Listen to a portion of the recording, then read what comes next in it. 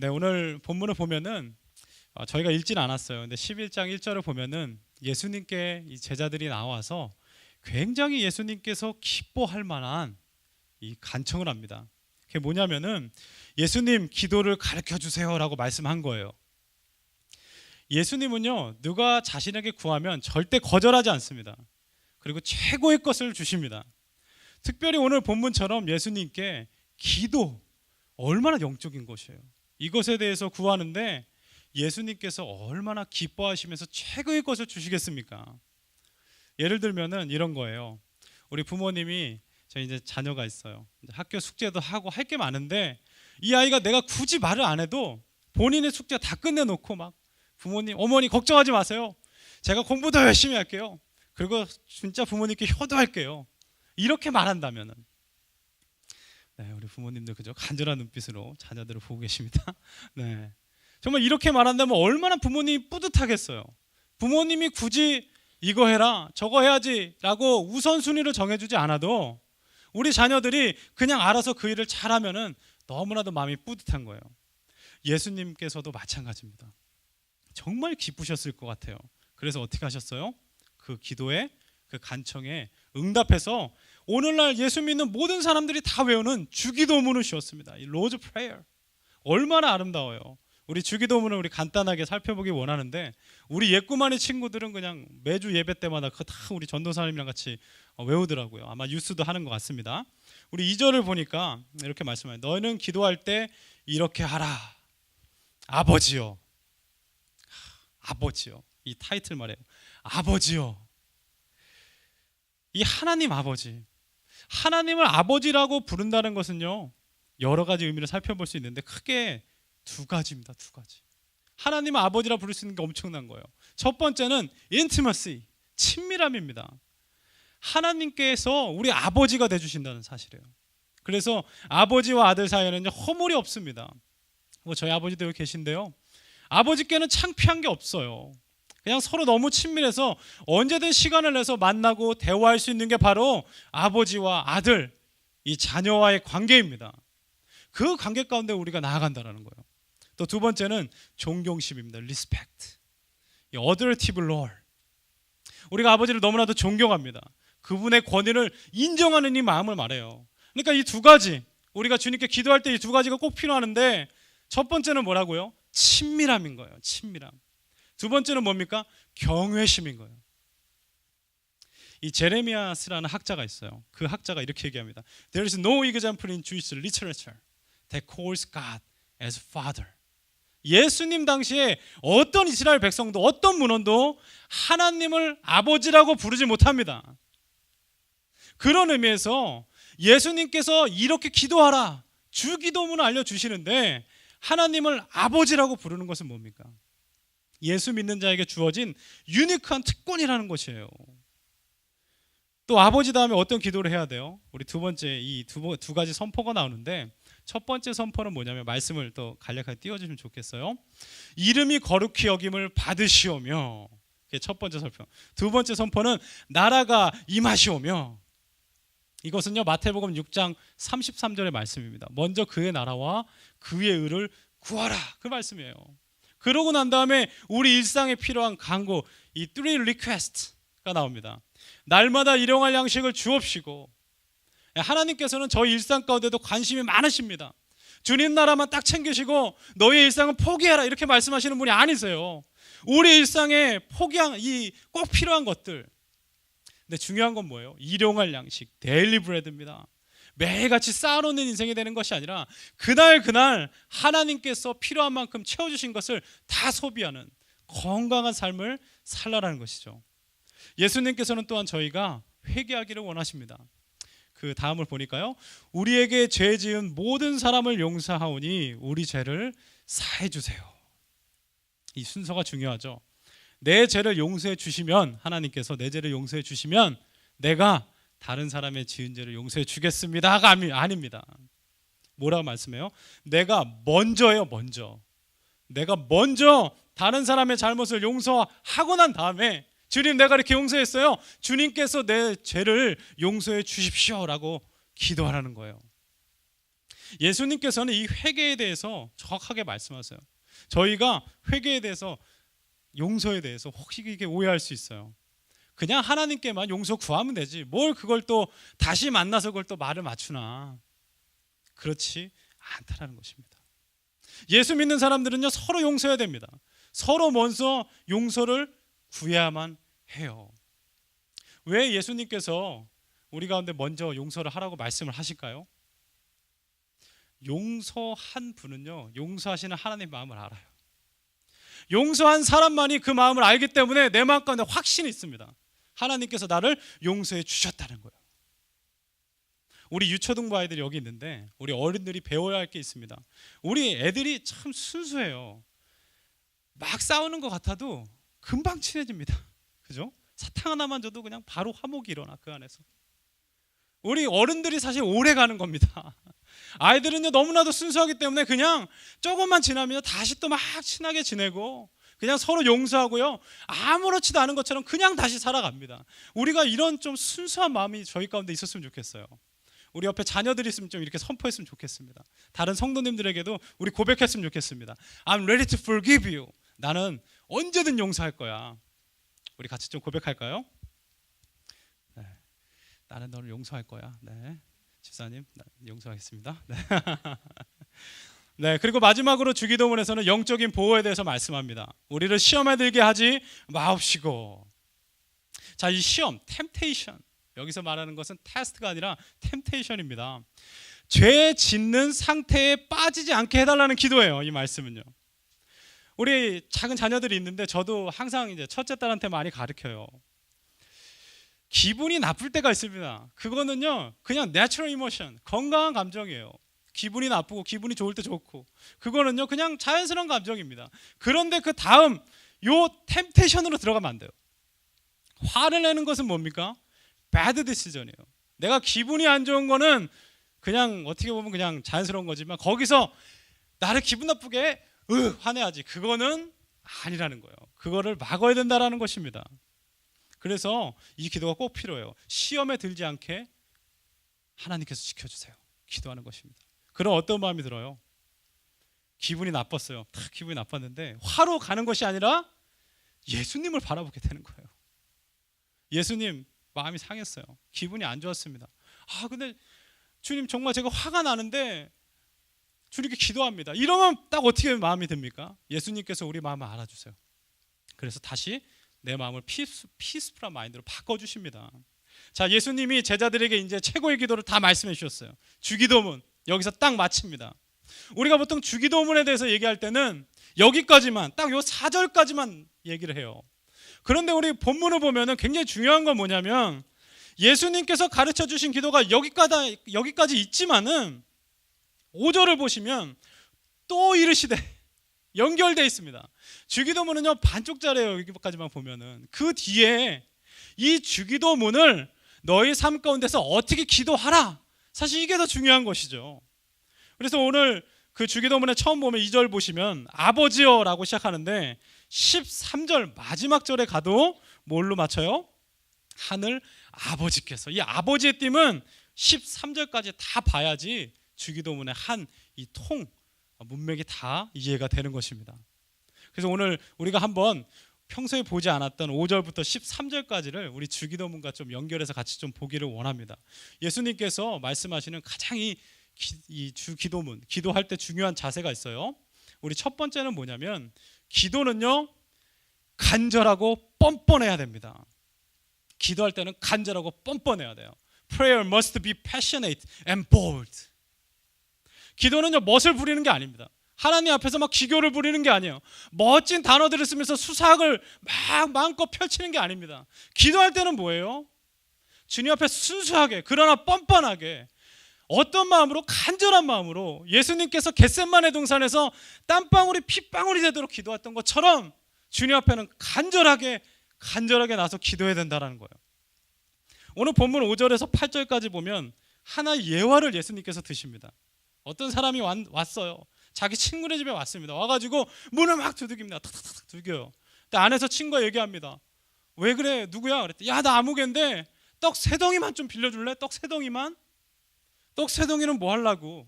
내 친구가 여행 중에 왔는데 내가 대접할 수가 없어. 떡 3덩이만 좀 줄래? 그랬더니 어떻게 한다 그래요? 문은 닫혔고 집에 아이들이 같이 누워 있어서, 우리 부모님들 다 아실 거예요. 애들이 막 잔데 같은 침대에서 우연히 잘 때가 있잖아요. 애들 막 재우다 자요. 그러면 누가 계속 초인종 누른다 생각해보세요. 띵동띵동, 떡 3덩이만 빌려줘, 떡 좀 빌려줘, 떡 좀 빌려줘 하면은 이 아이가 깨면 어떻게 되겠습니까? 주님도 감당할 수가 없어요. 그 아이가 계속 옵니다. 첫째가 일어나면 그 우는 거 듣고 둘째가 일어나고, 이게 계속 번갈아 가면서 또 얘가 자면 얘가 일어나고, 얘가 자면 얘가 일어나고, 이 계속 눌프로 돕니다. 너무나도 마음이 답답하고 너무나도 안 좋은 타이밍에 지금 친구가 온 거예요. 그렇지만 뭐라고 말씀해야 돼요? 우리 8절 말씀이 중요한데, 비록 벗됨으로 인하여서는 일어나서 주지 않을지라도 뭐 때문에 준대요? 간청함을 인하여서. 그 목소리가 기억나는 거예요. 그 요구대로 주리라. 이 말씀을 제가 어저께 준비해서 하나님께서 좀 느끼라고 어제 밤에 세라가 그렇게 와서 아빠 계속 옆에서 불러대는데 안 일어날 수가 없어요. 이 아버지의 마음을 움직이는 가장 큰 거는 뭐냐면, 내용도 얘기하지만 그냥 아버지 계속 부르는 거야. 아버지 아빠 도대체 왜 그러니? 목이 말라요. 그래, 일어나서 물 떠오고 막 먹더니 자더니 또 먹고 싶대요. 그래서 또 떠오고. 아버지는, 우리 하나님 아버지는 하물며 육신의 아버지 또 이렇게 일어나는데, 하나님 아버지께 계속 와가지고 주님 제발 부탁합니다, 정말 기도 들어주세요 하면은 안 들어줄 수가 없다라는 거예요. 여기서 단어도요 굉장히 재미있는 단어 씁니다. 뭐라 그래요? 빌려달라 그래요. 빌려달라. 좀 빌려줘, 날 빌려줘 이거 하는데, 이 단어도 굉장히 뻔뻔한 단어예요. 왜 뻔뻔한 단어냐면은 여러분, 3덩이 뭐 한 10덩이 해가지고 야 저렇게 많이 필요하면 나한테 올만하겠구나, 그러면 좀 이해가 가는데, 3덩이 딱 한 명이 먹을 만한 양입니다. 그리고 간청하는 데 있어서 3덩이 빌려주면 내가 다음에 뭐 5덩이 갖고 올게, 좀 이렇게 얘기하면은 빌려줄 마음이라도 나시. 그냥 덜렁 렌드라는 단어, 빌려달라는 단어는요 그대로 주면은 그대로 갖다 줄게, 이 단어예요. 예수님께서 의도적으로 쓰신 단어입니다. 자, 이 단어를 예수님께서 왜 쓰셨을까요? 염치 없는 거 상관없습니다. 예의 없어도 된다라는 거예요. 전혀 어떻게 보면 굉장히 생뚱맞은 기도 제목도 된다라는 겁니다. 예수님께 나와서, 하나님께 나와서 기도하기만 하면 돼요. 그럼 하나님께서 들어주세요. 그게 주기도문에 있어서의 자세, 너무나도 중요한 자세입니다. Just pray boldly. 우리 한 신학자가 이 부분을 주석, exegete 하면서 이 쓴 말이요 너무나도 마음에 들었어요. Shameless and boldness in prayer. 수치심 갖지 말고 담대함을 가지고 기도하라는 것입니다. 그냥 기도해, 이 말이라는 거예요. 예수님 말은 영적으로 감히 주님 앞에 나와서 버릇없는 행동 아닙니다. 예수님이 직접 알려주신 기도예요. 하나님 아버지 앞에서는 담대히 기도하세요. 말 안 하는 것이 문제입니다. 정말 우리가 기도의 점이 커서 문제되는 거 하나도 없어요. 주님께 기도하지 않아서가 문제가 되는 것입니다. 예수님께서 이 친구의 예화를 드시면서 9절 10절에 뭐라 말씀하세요? 정말 유명한 말씀 아니에요? 근데 이렇게 연결돼서 들어본 적은 거의 없을 거예요. 간절히 뻔뻔히 구하는 이 친구처럼 뭐라고 말씀하십니까? 너희는 구하라. 똑같이 하라는 거, 구하라. 그러면 어떻게 해요? 너희에게 주실 것이다. 수학 공식 같아. 찾으라. 그럼 찾을 것이다. 여기 나오네. 문을 두드리라. 문 두드린 것처럼 두드리라는 것입니다. 제발 좀 두드려라. 그럼 너희에게 열릴 것이다. 예수님께서 이 3가지 동사, 구하라, 찾으라, 문을 두드리라, 이 단어를 쓰실 때 또 의도적으로 쓰십니다. 명령법이에요. imperative. 명령형. 기도할 때는 그냥 뭐 마음 와가지고 할까 말까 이게 아닙니다. 기도는 하나님의 명령이에요. 무조건 와서 무릎 꿇고 기도하셔야 된다는 거예요.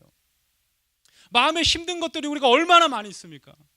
그 마음을 하나님께서 어떻게 풀어주세요? 하나님께서 명령하세요. 기도해라. 그러면 내가 들어주겠다라고 말씀하고 있습니다. 이 마지막에 보면은 두드리라 있잖아요. 두드리라도 참 은혜됩니다.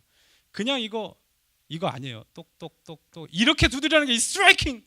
막 그냥 이거 부러질까 봐 못 때리겠어요. 막 그냥 쳐야 되는 겁니다. 그냥 막 쿵쿵쿵 해서 열어주세요. 제발 주님 나랑 좀 만나게 해주세요. 이 단어 자체도요 믿음에서 확신이 비롯된 단어입니다. 내가 두드리면 하나님 열어주실 것이다. 이 확신을 가지고 두드리라는 거예요. 이런 자들에게는 10절 어떤 약속 주십니까? 구하는 이마다 받을 것이요, 찾는 이는 찾아낼 것이요, 두드리는 이는 열릴 것이다. 우리 자녀들이 여기 함께 있는데 너무나도 이쁘잖아요. 이 아이들한테 꼭 심어줘야 될 말씀이 이겁니다. 하나님께 간절히 구하면 반드시 주세요. 세상 가서 구하지 말라는 거예요. 하나님께 구하십시오. 하나님께서 반드시 주십니다. 우리 두 번째 기도의 자세는, 기도는요 가장 좋은 것을 주실 것을 믿는 것입니다. Prayer is to believe the best thing will be given. 하나님께서 최선의 것을 주실 것이에요. 주님께서는요 그냥 주시지 않습니다. 자 여기 있어, 아니면 50% 깎아서 주는 것도 없어요. 가장 좋은 것을 주신다는데 또 하나 예를 드세요. 어떤 예를 드십니까? 아버지와 아들과의 관계입니다. 우리 11절을 보시면은 아들이 아버지한테 말을 해요. 아버지, 생선, 이 피쉬, 생선 좀 주세요. 그랬더니 아버지가 어떻게, 야, 자 여기 뱀 있어, 야 여기 스네이크 있어, 이렇게 안 한다라는 것입니다. 아버지가 이렇게 하라. 아버지가 어디 있어요? 또 두 번째 뭡니까? 12절에 아버지 배가 고파서 그런데 계란 좀 주세요. 그런데 자 여기 전갈, 이럴 아버지가 없다라는 것입니다. 여러분 아무리 약해도 아버지는요 자식에게 가장 좋은 걸 줄 거예요. 생선을 달라면 자 여기 고래라도 갖고 올지 몰라, 샥스핀 막 이렇게 하고, 알 달라고 하면 막 계란 그냥 줍니까? 유기농, 유정란, 케이지 프리, 카페인 아니군요. 무슨 어떤 프리 뭐 이런 거 뭐 비싼 거 주지 않겠어요? 하물며 하늘 아버지께서 구하는 자에게 성령을 주지 않겠느냐. 다음 절 보면 그렇게 나옵니다. 성령을 주시지 않겠느냐. 야, 굉장히 중요한 단어 또 나왔어요. 성령이란 단어. 여러분 마태복음 7장 11절을 보면은 동일한 본문을 나와요. 똑같은 얘기를 하시면서 예수님이 그 마태는요 저 성령이란 단어를 뭐라고 쓰냐면 좋은 것을 주시지 않겠느냐, good gift, good thing 이렇게 얘기했는데, 누가복음은 뭐라고 썼냐면 누가는요 성령이라고 썼습니다. 누가가 왜 성령이라 썼을까요? 이것이 무슨 의미가 있습니까? 여러분 기도하는 자에게, 하나님 앞에 나와서 간구하는 자에게 최고의 것을 주시는데 그 최고의 것은 뭐라고 말씀하시는 거예요? 성령 충만입니다. 누가는요 누가복음을 기록하고 동일하게 또 사도행전을 기록했습니다. 여러분 사도행전 보시면 예수님의 제자들이 있어요. 오순절에 성령 강림 전에는요 정말 이분들이 핍박만 있으면 피해 다닙니다. 저희랑 똑같아요. 조금 막 잘 된 것 같다가도 와 이제 잘 섰나 보다, 이제 온전한가 보다 했다가도 죄질 상황이 오면 그대로 죄짓고요, 예수님 부인하고 그냥 무서워서 도망치는 이런 제자들이 성령의 충만함을 받고 난 다음에는 두려울 게 없어요. 자기의 삶 가운데 어떤 문제가 와도 성령 충만으로 다 이기고 맙니다.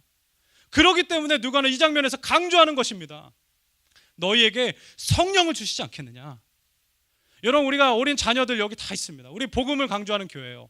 다 예수님 고백하고 있어요. 그 말은 성령께서 우리 안에 거주하신다는 것이에요. 성령이 우리 안에 지금 계십니다. 그런데 여러분 우리가 늘 눈에 보이는 것만 기도하죠. 아이들 공부 잘하게 해주세요, 안 아프게 해주세요, 좋은 직장 갖게 해주세요, 이런 것들은 너무나도 기도 잘하는데 내 마음 가운데 늘 계시는 그 성령의 충만함을 위해서는 기도를 하지 않습니다.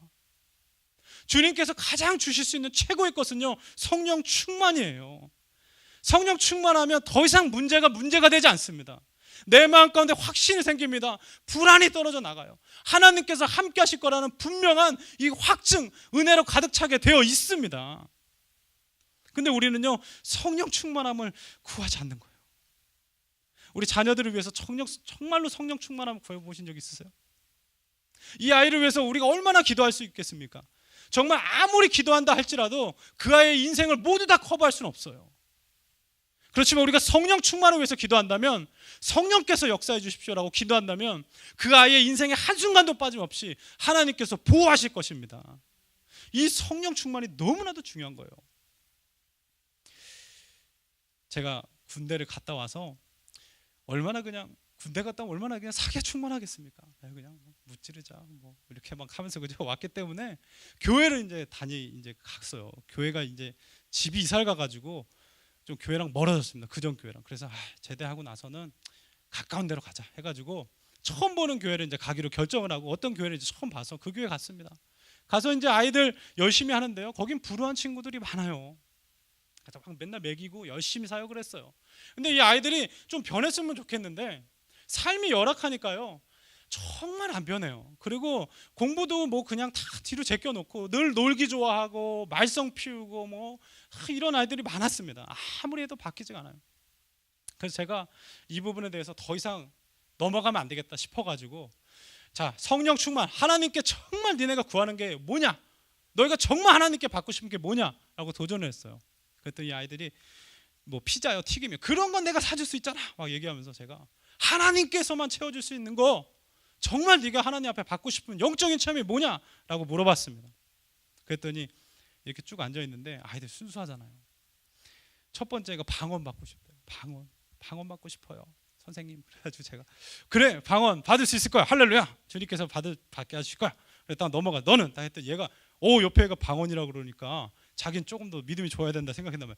저는요, 주님이 사랑한다는 음성을 듣고 싶습니다. 제가 분명히 확신이 있었는데, 그거 그래, 주님께서 분명히 해주실 거다. 근데 이 다음에가 이제 그 다음에가 문제였어요. 그 다음에가 갑자기 뭐라고 하냐면, 저는요 예수님이랑 허가하고 싶어요, 이렇게 얘기를 한 겁니다. 이게 감당이 안 되는 수준까지 가버리고 만 거죠. 어떻게 해요? 걱정하지 마, 이번 수련회 때 하나님께서 반드시 해주실 거다, 할렐루야 막 하고 기도하고 애들을 보냈는데, 그때서부터 잠이 안 와요. 이제 한 2-3일 후면 떠났는데, 그래서 애들이 안 간다는 애들이 그거 된다니까 또 수련회 간다고 또 막 등록을 한 거예요. 이거 어떡하지? 막 그러면서 하나님께 기도했어요. 무릎 꿇고 막 기도하면서 어떻게 합니까? 주님 안 만나시면 어떡하지? 막 이런 간절한 마음이 있었어요. 그래서 이제 수련회를 갔습니다. 수련회가 2박 3일로 진행이 되죠. 이제 하루하루 지나는데 애들이 끝나고 와서 얘기해요. 오늘 방은 못 받았는데요? 오늘 사랑한다만 못 들었는데요? 이렇게 얘기를 해요. 2박 3일이 됐어요. 마지막 날이 되었습니다. 이제 마지막 집회예요. 내일 아침에 이제 집에 가는 거예요. 하나님, 오늘 이 아이들을 안 만나주시면 진짜 어떡합니까? 마음이 너무 답답해. 그러다가 지혜가 딱 들어. 그래, 이 아이들한테도 우리가 뭔가 좀 내가 도전을 주자 해가지고 아이들한테 물어봤어요. 얘들아, 오늘이 마지막이다. 오늘 하나님께서 너희들 반드시 만나주신다. 근데 혹시라도 우리가 기도하다가 하나님께서 아직 응답을 안 주시면은 이렇게 하자. 일단 너희가 무릎을 꿇어라. 서서 기도하다가 안 되면 무릎을 꿇어라. 그리고 기도해. 무릎을 꿇다가 안 된다 그러면 일단 배를 깔고 팍 누워라. 사람들이 뭐든 상관없고 내가 다 지켜줄 테니까 무조건 배를 깔고 누워서 울면서 기도해라. 그래도 하나님께서 혹시 응답을 안 해주시걸란 좌우로 굴러라. 좌우로 굴르면서 여기 갔다 저기 갔다 이 벽 짚고 저 벽 짚고 계속 기도해라. 누가 말리지 못하게 내가 옆에서 같이 구를 거다 막 했더니 이 아이들이요, 알겠습니다, 오늘 그렇게 기도하겠습니다. 아이들이 막 간절히 기도했어요. 저도 기도하는데 너무나도 간절함이 심하니까, 하나님 이 아이들 안 만나주시면 어떡합니까? 저는 됐으니까 이 아이들이라도 어떻게 좀 책임을 좀 져주십시오. 간절히 기도하는데 저도 너무 은혜를 받는 바람에 이 아이들 신경을 못 썼어요. 뭐 굴러다니지만 신경을 못 썼습니다. 그리고 이제 수련회가 끝났어요. 제가 물어보기가 사실 좀 부담이 되는 거예요. 못 받았다 그러면 어떡해, 이런 마음이 드는 거예요. 근데 나중에 이제 가서 은혜를 나누는데 이 아이가 한 명이 와가지고요, 선생님 저 방언 받았어요. 할렐루야. 야, 너무 감사하다. 한 명은요, 내 귀에다 대고 선생님 사랑한다고 얘기했죠. 아니야, 나 진짜 얘기 안 했다. 진짜 얘기 안 했어. 난 너 몰랐어. 어디 있는지도 몰랐어. 그랬더니 예수님께 사랑한다는 말씀해 주셨대요. 그리고 또 한 명은요, 허구해달라는 그 불가능을 요구했던 아이 있잖아요. 저한테 와서 진지하게 물어보더라고요. 전도사님이나 선생님이 반드시 자기를 뒤에 와서 끌어안았대. 아니야, 우리 너 안 끌어안았어. 누가 자기를 다 끌어안는데 너무나도 푸근했대. 그래서 자기가 그 손을 꽉 잡고 있었대요. 성령 충만. 우리 어린아이들이 이렇게 간절히 기도해서 다 이 성령을 경험하였습니다. 여러분, 우리는요 이렇게 기도를 안 해요. 그게 문제예요. 오늘 예수님께서 이 주기도문에 대해서 알려주셨어요. 우리가 이것을 너무나도 잘합니다. 그렇지만 그 다음에 이 두 가지 자세, 하나님 앞에 간절하게 기도하는 것, 뻔뻔하게 기도하는 것, 담대히 기도하는 것, 이것을 하지 않습니다. 성령의 충만함을 구하지 않아요. 우리가 불 꺼주시고 반주해 주시면 우리 같이 좀 기도했으면 좋겠습니다.